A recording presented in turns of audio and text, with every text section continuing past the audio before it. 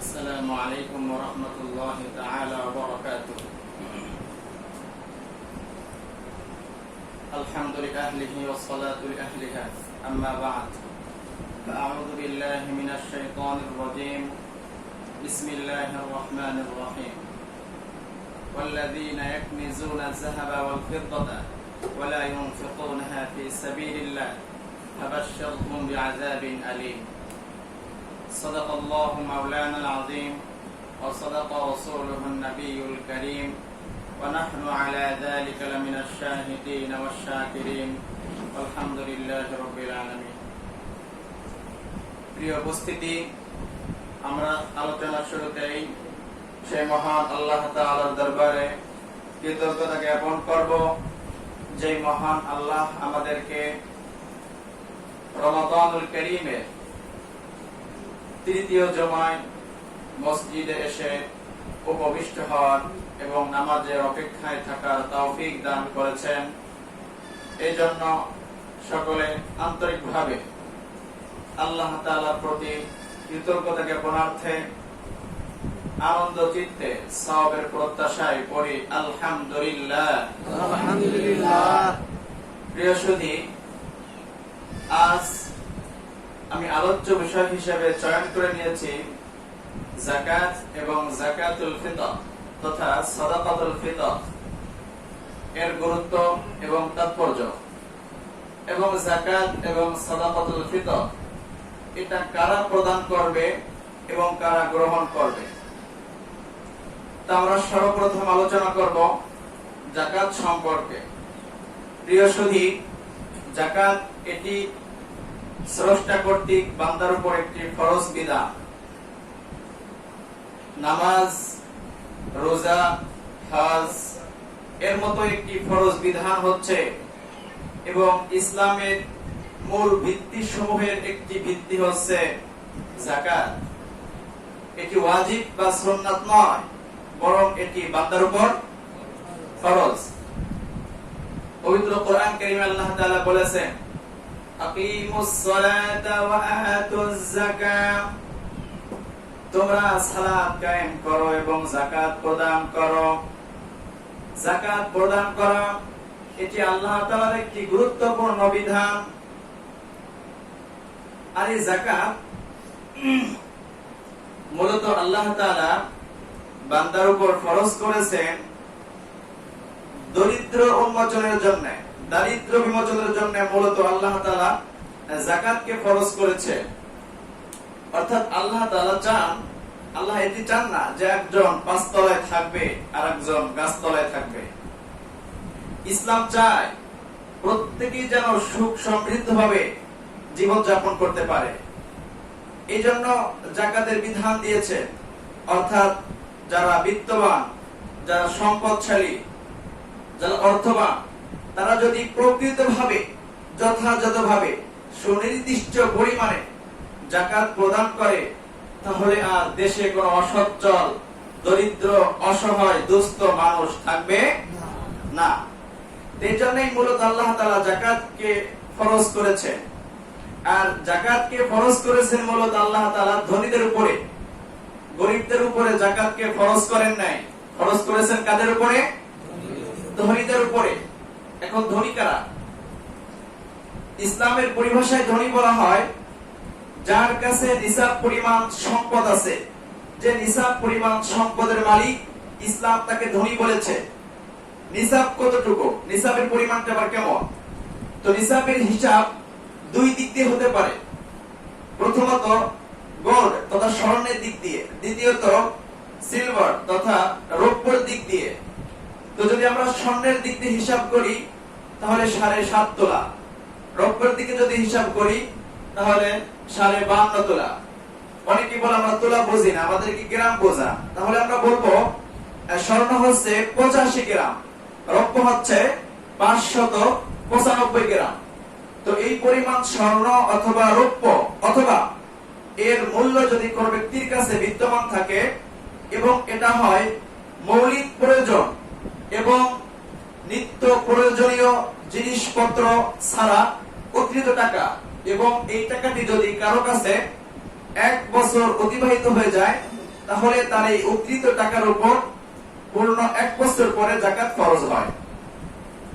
উদাহরণস্বরূপ, এক ব্যক্তি রমাদানুল কারীমের প্রথম দিনে সে 52.5 তোলা অথবা 7.5 তোলা স্বর্ণ অথবা 52.5 তোলা রৌপ্যের মালিক হয়েছে, অথবা এই পরিমাণ মূল্যের মালিক হয়েছে। তো পরবর্তী বছর যখন আবার পহেলা রমজান চলে আসবে, তখন তার উপর যাকাত ফরজ হবে। একটি বিষয় পরিধানযোগ্য যে বলা হয়েছে আল হাল আনিল হাল, 1 বছর অতিবাহিত হতে হবে। তো এই 1 বছরটা সৌর বছর না, বরং চন্দ্র বছর। সৌর বছর চন্দ্র বছর অপেক্ষা 10 দিন বেশি, এই জন্য চন্দ্র বছর তথা 355 দিন, অর্থাৎ আপনার এই সম্পদের উপর 355 দিন অতিবাহিত হলে এই সম্পদের উপর যাকাত ফরজ হয়। কথা বুঝে আসছে? তো এখন প্রশ্ন হচ্ছে, এই যাকাতের পরিমাণটা কত, কি পরিমাণ যাকাত দিতে হবে? এর পরিমাণ হচ্ছে, আপনার কাছে যে টাকা আছে, যদি আমরা স্বর্ণের হিসাব করি, তাহলে 7.5 তোলা বা 85 গ্রাম স্বর্ণের দাম প্রায় 3 লক্ষাধিক, প্রায় 3.5 লক্ষ টাকার মতো দাম আসে। তো কিছু ইসলামিক স্কলার বলেছেন যে স্বর্ণের হিসাব করতে হবে, কারণ রৌপ্যের হিসাব করলে 52.5 তোলা বা 595 গ্রাম স্বর্ণের রৌপ্যের মূল্য হচ্ছে মাত্র 40 বা 45 হাজার টাকা। তো 40 বা 45 হাজার টাকা সাধারণ যে রিক্সা চালায়, দিন মজুরি দেয়, ছোট্ট মুদির দোকান করে, তার কাছে ওই পরিমাণ টাকা বিদ্যমান থাকে, পুরো বছর থাকে। এই জন্য স্বর্ণের হিসাব করতে হবে। তবে অধিকাংশ উলামায়ে কেরামের অভিমত হচ্ছে রৌপ্যের হিসাব করতে হবে, কারণ রৌপ্যের হিসাব করলে এটি গরিবদের জন্য উপকার হবে, অসহায়েরা উপকৃত হবে। অর্থাৎ তখন অল্প টাকায় তার উপর যাকাত ফরজ হবে, এতে যাকাত দাতাদের সংখ্যা বেড়ে যাবে এবং গরিবরা পর্যাপ্ত পরিমাণ টাকা পাবে। তো এই জন্য ইসলামিক স্কলাররা, অধিকাংশ ইসলামিক স্কলাররা বলেছেন রৌপ্যের হিসাব করতে হবে। তা আমরা যদি রৌপ্যের হিসাব করি, তাহলে 45,000 টাকা, অর্থাৎ 595 গ্রাম রৌপ্যের মূল্য হচ্ছে মোটামুটি 45 থেকে 50,000 টাকা। অর্থাৎ যদি কোনো ব্যক্তির কাছে 45 থেকে 50,000 টাকা পুরো 1 বছর থাকে এবং এটা পুরো 1 বছর মৌলিক প্রয়োজনের অতিরিক্ত হয়, তো তাহলে তার এই সম্পদের উপর যাকাত ফরজ হবে। তো যাকাতের পরিমাণ হচ্ছে, আপনার যে সম্পদ আছে, পূর্ণ সম্পদের 40 ভাগের 1 ভাগ যাকাত দিতে হবে। অর্থাৎ প্রতি 40 টাকায় 1 টাকা, 100 টাকায় 2.5 টাকা, 1000 টাকায় 250 টাকা, 1 লক্ষ টাকায় 2,500 টাকা। তো প্রতি লক্ষে 2,500 টাকা হারে আপনাকে যাকাত দিতে হবে। আপনার যে পরিমাণ সম্পদ আছে, সম্পূর্ণ সম্পদের প্রতি লক্ষে 2,500 টাকা হারে যাকাত দিতে হবে। তো আমরা ইনশাআল্লাহ প্রশ্নের জবাব করে দিব, আলোচনা শেষ হোক। তো যাকাতের কথা আমরা আলোচনা করতেছিলাম। তো যাকাত সম্পূর্ণ সম্পদের 40-এর 1 অংশ আল্লাহ তাআলার রাস্তায় ব্যয় করতে হবে, দিতে হবে। মনে রাখতে হবে যাকাতের ক্ষেত্রে 2টা ফরজ। কয়টা ফরজ বলেন? 2টা ফরজ। প্রথম ফরজ হচ্ছে, যখন আপনি যাকাতের টাকাটা আপনার সম্পত্তি থেকে বিচ্ছিন্ন করবেন, আলাদা করবেন, তো হিসাব করে আলাদা করা, প্রতি 40 টাকায় 1 টাকা হিসাব করে আলাদা করা, এটা একটা ফরজ। দ্বিতীয় ফরজ হচ্ছে যাকাতের টাকা দেওয়ার সময় যাকাতের নিয়ত করে দেওয়া, এটা আরেকটা ফরজ। সুতরাং হিসাব করা ছাড়া যাকাত দিলে আপনার যাকাত আদায় হবে না, এটি সাধারণ সাদাকার সওয়াব হবে, যাকাত হবে না। যদি হিসাব অনুযায়ী বেশিও হয়ে যায়, তবে হিসাব করে দেন নাই, দিয়েছেন হিসাবের বেশি হয়ে গিয়েছে, তারপরে আপনার যাকাত হবে না, কারণ একটা ফরজ ছিল হিসাব করে বের করা, আপনি এটা করেন নাই। তো এই জন্য আপনার যাকাত আদায় হবে না। এই জন্য হিসাব করে বের করতে হবে। আপনার সম্পূর্ণ সম্পত্তি 40-এর 1 অংশ টাকা যাকাত হিসেবে দিতে হবে। আর অত্যন্ত দুঃখের সাথে বলতে হয়, বর্তমান যাকাত দেওয়ার নামে যেই একটা খারাপ পরিস্থিতি অত্যন্ত ঘৃণিত সিচুয়েশন আমাদের দেশে তৈরি হয় যে একজন বিত্তবান সে জাকাতের টাকা দিবে, ওখানে জাকাত গ্রহণ করার জন্য গরিবেরা সিরিয়াল দিয়েছে, শেষ পর্যন্ত জাকাত গ্রহণ করতে গিয়ে পদপৃষ্ট হয়ে মৃত্যুবরণ করেছে, এমন নিউজ আমরা পেপারে পেয়েছি। এই জন্য এটা অত্যন্ত গর্হিত কাজ। জাকাত পৌঁছানোর দায়িত্ব আপনার পৌঁছে দিতে হবে। মনে রাখবেন, আপনি জাকাত দিয়ে গরিবদের উপরে অনুগ্রহ করছেন না, বরং গরিবেরা আপনার জাকাত গ্রহণ করে আপনার উপর অনুগ্রহ করেছে। কারণ এটা তো তাদের হক, আপনার দায়িত্ব ছিল তাদের পৌঁছে দেওয়া। আর দেওয়ার ক্ষেত্রেও 100টা লুঙ্গি দিল বা 100 শাড়ি দিল, তেমন শাড়ি বা লুঙ্গি দিল যে এটা 2-4 বার ধুলেই নষ্ট হয়ে যায়, আর পরার মতো যোগ্য থাকে না। এটা অনুচিত। আপনি 100টার স্থানে 50টা দেন, 25টা দেন, একটু উন্নত মানের দেন, যেটা অন্তত 1 বছর সে ব্যবহার করতে পারবে। আপনি লুঙ্গি দেন, শাড়ি দেন, গেঞ্জি দেন, যেটাই দেন না কেন, অন্তত যেন 1 বছর সে ব্যবহার করতে পারে এমন একটি উপযোগী লুঙ্গি, কাপড়, শাড়ি ইত্যাদি দেওয়াটাই হচ্ছে কর্তব্য। দেখুন, এটা আমরা কাদেরকে দিব? মূলত কোরআন কারীমে 8 শ্রেণীর ব্যক্তিদেরকে জাকাত দেওয়ার কথা এসেছে। তো এই 8 শ্রেণীর মধ্যে 2 শ্রেণী হচ্ছে মূলত গুরুত্বপূর্ণ 2 শ্রেণী, আর পরবর্তী 6 শ্রেণীটা হচ্ছে সেকেন্ডারি সোর্স, অর্থাৎ তাদেরকেও দেওয়া যাবে। তো 2 শ্রেণী হচ্ছে, প্রথম 2 শ্রেণী আল্লাহ তাআলা পবিত্র কোরআন কারীমে বলেছেন, ইন্নামাস সাদাকাতু লিল ফুকারা ওয়াল মাসাকিন। প্রথম হচ্ছে যারা ফকির, যারা দুস্থ, গরীব, অসহায়, যারা সুবিধা বঞ্চিত, মাথা ঠেকানোর জায়গা নাই, এদেরকে বলা হয় ফকির। 2 নম্বর হচ্ছে মাসাকিন, যাদের কোনো সম্পদ নেই, কোনো অর্থ নেই, ঘর নাই, বাড়ি নেই, সাধারণ গাছালির নিচে তাদের জীবন কাটে, এমন ব্যক্তিদেরকে মিসকিন বলা হয়।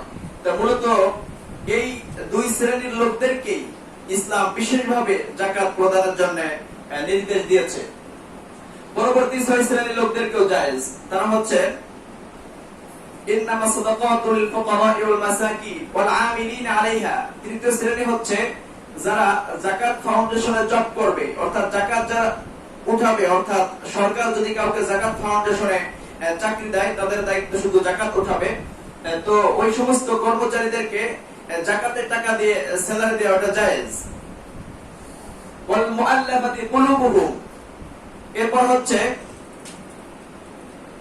কারো চিত্ত আকর্ষণের জন্য, কারো মনকে ইসলামের প্রতি ধাবিত করার জন্য। তবে এটা নিয়ে উলামায়ে কেরামের মধ্যে তুমুল মতনাদ করেছে, অর্থাৎ কাদেরকে আমরা ইসলামের দিকে ধাবিত করব? এটা কি অমুসলিমদেরকে?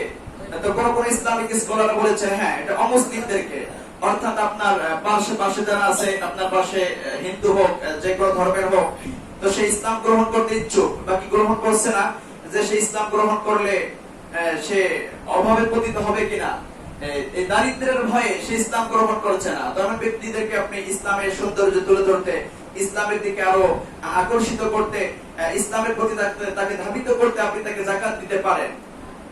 তবে অধিকাংশ ইসলামিক স্কলার বলেছে, অধিকাংশ উলামায়ে কেরাম বলেছে, যে ক্ষেত্রে অমুসলিম না বরং নবমুসলিম, যারা সবেমাত্র ইসলাম গ্রহণ করেছে, এখন তারা আবার দারিদ্রতার ভয়ে তারা তাদের ধর্মে প্রত্যাবর্তন করতে পারে, আবার তারা ভিন্ন ধর্মে গ্রহণ করতে পারে, তাদের কাছে আশ্রয় নিতে পারে অর্থের অভাবে। তো এই জন্য তাদেরকে সাহায্য সহযোগিতা করা। এবং তাফসীরে ইবনে কাসির, তাফসীরে মাযহারি, তাফসীরে কাশফ, তাফসীরে কাবীর, তাফসীরে মাআরিফুল কোরআন, এই সমস্ত তাফসীর গ্রন্থে লিখেছে, লাম ইয়াথবুত আন্না রাসূলুল্লাহ সাল্লাল্লাহু আলাইহি ওয়াসাল্লাম আদা যাকাতান মিনাল মুশরিকিন ওয়াল কাফিরিন।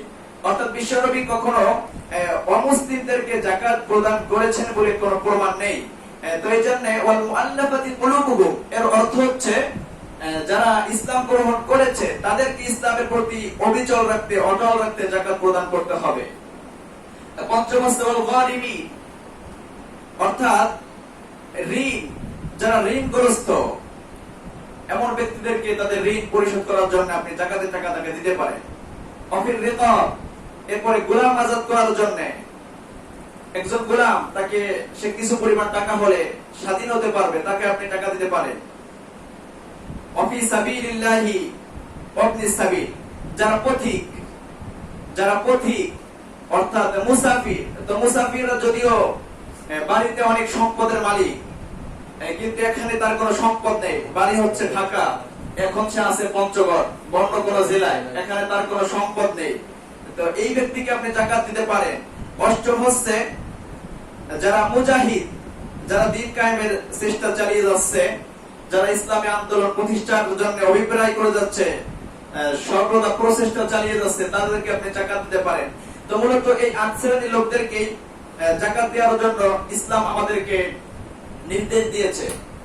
মনে রাখতে হবে যে যাকাত যাদের খরচ বহন করা আপনার উপর দায়িত্ব কর্তব্য, আপনি তাকে যাকাত দিতে পারবেন না। যেমন আপনার সন্তান, আপনার পিতামাতা, এদের খরচ বহন করা আপনার দায়িত্ব কর্তব্য, তাদেরকে আপনি যাকাত দিতে পারবেন না।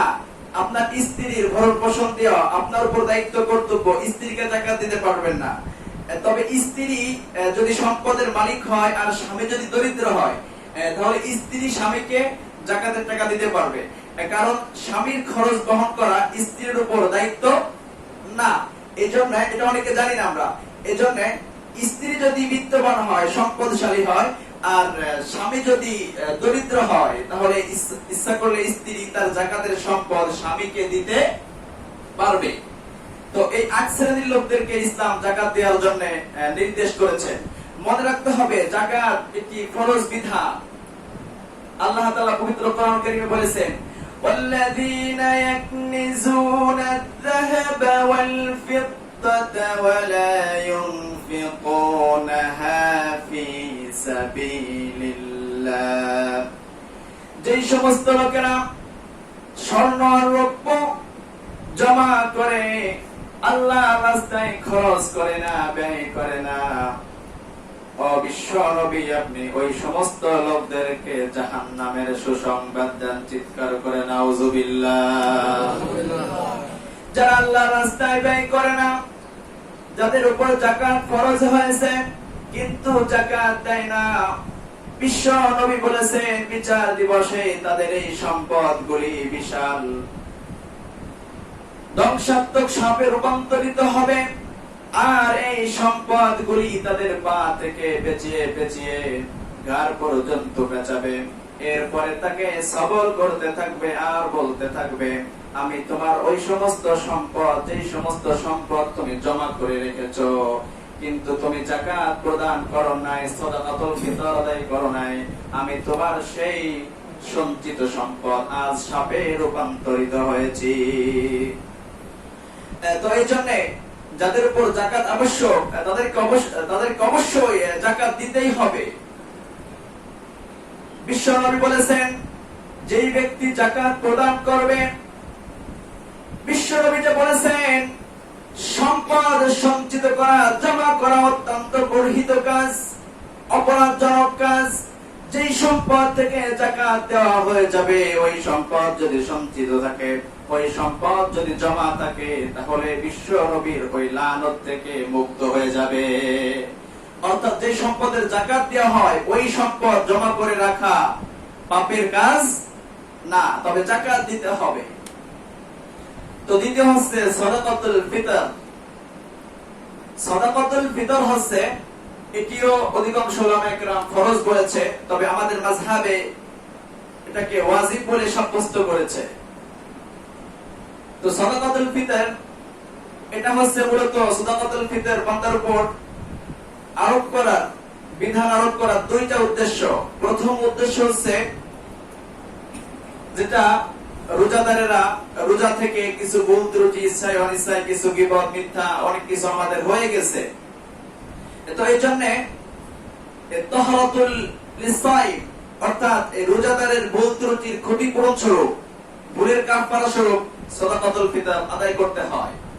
আর দ্বিতীয় হচ্ছে তাআমাতুল লিল মাসাকিন অর্থাৎ গরিবদের জন্য কিছু খাদ্য সামগ্রী। অর্থাৎ ইসলাম চায় না যে এক শ্রেণীর লোকেরা ঈদের দিনে অনেক ভোগ বিলাস করবে, অনেক আনন্দ উদযাপন করবে, আর এক শ্রেণীর লোকেরা তারা দুঃখের সাগরে হাবিডুবি খাবে। মূলত ইসলাম এটা চায় না, এজন্য সাদাকাতুল ফিতরের বিধান করা হয়েছে। যারা অসহায় তাদেরকে সাদাকাতুল ফিতর দিবে, যারা সহায় তারা। তো সাদাকাতুল ফিতর এবং যাকাতের মধ্যে পার্থক্য হচ্ছে যে পরিমাণ সম্পদ থাকলে যাকাত ফরজ হয় ওই পরিমাণ সম্পদ থাকলেই সাদাকাতুল ফিতর ওয়াজিব হয়। তবে পার্থক্য হচ্ছে যাকাতের ক্ষেত্রে পূর্ণ 1 বছর তার কাছে সম্পদ উপস্থিত থাকতে হয়, কিন্তু সাদাকাতুল ফিতরের ক্ষেত্রে বিষয়টা এমন না। বরং যার কাছে ঈদের দিন সকালে এই যে 45 বা 50 হাজার টাকা বিদ্যমান থাকে ওই ব্যক্তির সাদাকাতুল ফিতর আদায় করতে হবে। আর মনে রাখতে হবে সাদাকাতুল ফিতর এটা দেওয়ার মূল সময় হচ্ছে ঈদের সালাতের পূর্বে। ইচ্ছা করলে রমজানে আদায় করা যেতে পারে এবং উলামায়ে কেরাম এ ব্যাপারে আমাদেরকে উদ্বুদ্ধ করেন অনেক সময়। তবে অনেকে ঈদের সালাতের পরে দেয়, ঈদের সালাতের পরে দিলে কিন্তু সাদাকাতুল ফিতর আদায় হবে না। বিশ্বনবী বলেছেন মান আদ্দাহা ক্বাবলা সালাতি ফাহিয়া যাকাতুল মাকবুলা, যে ব্যক্তি সালাতের পূর্বে ঈদের সালাতের পূর্বে সাদাকাতুল ফিতর প্রদান করলো তো ওই ব্যক্তি অ্যাকসেপ্টেড সাদাকা আদায় করলো, গৃহীত সাদাকা ওইটা। ওমান আদ্দাহা ক্বাবলা সালাহ, আর যে ব্যক্তি সালাতের পরে প্রদান করলো ফাহিয়া সাদাকাতুম মিনাস সাদাকাত, এটা হচ্ছে সাধারণ সাদাকার সওয়াব হবে, সাদাকাতুল ফিতর আদায় হবে না। তো এইজন্য সাদাকাতুল ফিতর ঈদের পূর্বে দিতে হবে, ঈদের সালাতের পূর্বে। তো রমজানের মধ্যে দিলে যেহেতু 1 টাকায় 70 টাকা সওয়াব হয় এজন্য আমরা দিতে পারি। রমাদানুল কারীমেও সাদাকাতুল ফিতর আমরা ইচ্ছা করলে পরিশোধ করতে পারি। এখন সাদাকাতুল ফিতরের পরিমাণ, সাদাকাতুল ফিতরের পরিমাণ আমরা পরিমাণ নিয়ে সকলে ব্যস্ত থাকি। আমরা অপেক্ষায় থাকি যে ইসলামিক ফাউন্ডেশন অন্যান্য ফাউন্ডেশন থেকে কি পরিমাণ সাদাকাতুল ফিতর নির্ধারণ করবে, সর্বনিম্ন ওইটা আমরা দিব। সর্বনিম্ন বোধহয় 70 টাকা নির্ধারণ করেছে, তো আমরা সবাই 70 টাকা দেওয়ার জন্য ব্যস্ত হয়ে গেছি। মূলত সাদাকাতুল ফিতর ইসলামিক ফাউন্ডেশন কি নির্ধারণ করবে, অন্য ফাউন্ডেশন কি নির্ধারণ করবে? সাদাকাতুল ফিতর বিশ্বনবী নিজে নির্ধারণ করে দিয়েছে। সেটা হচ্ছে হাদিস শরীফে 4 রকম খাদ্যের কথা আসছে। 1 নম্বরে খেজুর, 2 নম্বরে জব, 3 নম্বরে কিসমিস, 4 নম্বরে আটা। তো যদি আপনি খেজুর, কিসমিস এবং জব, যেটা আমাদের দেশে পায়রা বলে, যদি এইগুলি দেন তাহলে আপনাকে 100 পরিমাণ হচ্ছে 3 কেজি 300 গ্রাম দিতে হবে। তা আপনি যদি 3 কেজি খেজুর দিতে চান 70 টাকায় তো হয়ে যাবে না? যদি 3 কেজি কিসমিস দিতে চান হবে না। এমনকি 3 কেজি যদি জব দিতে চান তারপরেও হবে না। তো এই জন্য 70 টাকা পেলাম কোথায় আমরা? যদি কেউ আটা দেয়, আটা গেহু আটা দেয়, তো সেক্ষেত্রে আদা সা অর্থাৎ 1 কেজি 650 গ্রাম। অর্থাৎ তদানীন্তন সময়ে বিশ্বনবীর যুগে আরবে আটার খুব দাম ছিল এবং এটি দুর্লভ খাদ্য ছিল, যে কেউ খেতে পারতো না, অনেক মূল্যবান সম্পদ ছিল। তো এই জন্য আটার ক্ষেত্রে আদা সওয়া করা হয়েছে। আমাদের দেশে কি এখন আটা মূল্যবান সম্পদ? মূল্যবান সম্পদ তো আমরা গ্রহণ করে নিয়েছি আটা, কারণ ওইটাই আমরা সার পাচ্ছি মেলা।